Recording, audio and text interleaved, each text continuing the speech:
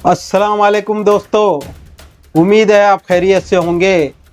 आखिर क्या वजह है कि ठीक चुनाव से 3 महीना पहले बीजेपी ने मथुरा को अपने एजेंडे में शामिल करने का कोशिश की है। यूपी के डिप्टी सीएम केशव प्रसाद मौर्य के जरिए से इस मुद्दे को सामने लाया गया है। आखिर क्या वजह है कि ठीक चुनाव से 3 महीना पहले हमारे प्रधानमंत्री और यूपी के सीएम यूपी को विकास पथ पर बहुत आगे ले जाने वाले और बीजेपी की सरकार अचानक से मथुरा का जिक्र करने लग गए हैं। इस वीडियो में हम आपके सामने बीजेपी के मथुरा एजेंडे का मकसद बताने वाले हैं, इसलिए वीडियो को बिना स्किप किए हुए आखिर तक देखिए। सबसे पहले सुबह 11 बजे केशव प्रसाद मौर्य ने ट्वीट किया, अयोध्या काशी भव्य मंदिर निर्माण जारी है, अब मथुरा की बारी है। उनके ट्वीट करते ही बीजेपी आईटी सेल द्वारा मथुरा नेक्स्ट हैशटैग को ट्वीट कराकर मुद्दे को गरमाने की कोशिश की गई। इसमें बीजेपी के कई नेता और हिंदुत्व के कई आइकॉन शामिल हुए।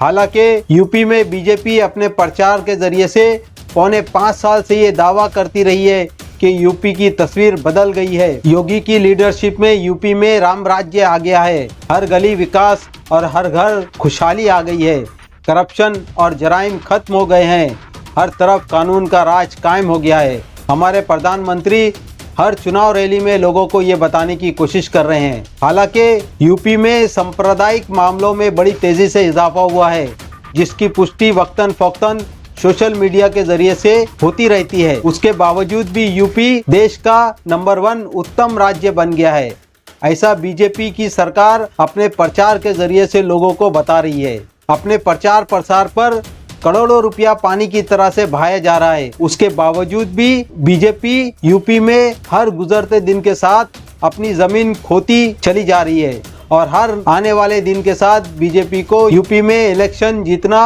मुश्किल होता नजर आ रहा है। इसीलिए बीजेपी अपने सबसे भरोसेमंद सांप्रदायिकता के एजेंडे पर भरोसा करने के लिए मजबूर है, क्योंकि 2014 से देश और राज्य के हालात लोगों के सामने हैं। विकास नाम की चिड़िया बीजेपी के पास नहीं है जिसको दिखाकर लोगों को राम किया जा सके।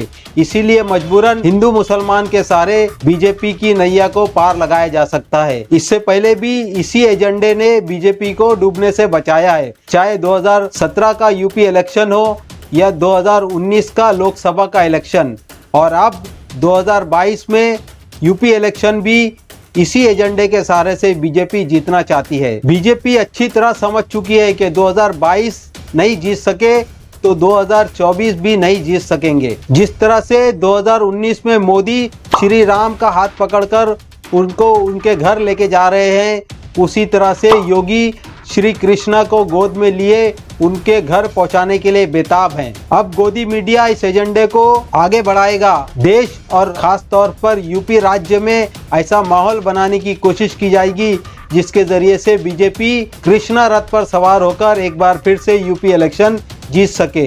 एक बार फिर हिंदुत्व के सहारे बीजेपी इलेक्शन जीतने के लिए तैयार है। इस रिपोर्ट के बारे में अपनी राय कमेंट्स करके बताएं। वीडियो को ज़्यादा से ज़्यादा लाइक कीजिए, शेयर कीजिए, चैनल को सब्सक्राइब कीजिए। हम आइंदा आपसे फिर मुलाकात करेंगे, तब तक के लिए अल्लाह हाफिज़।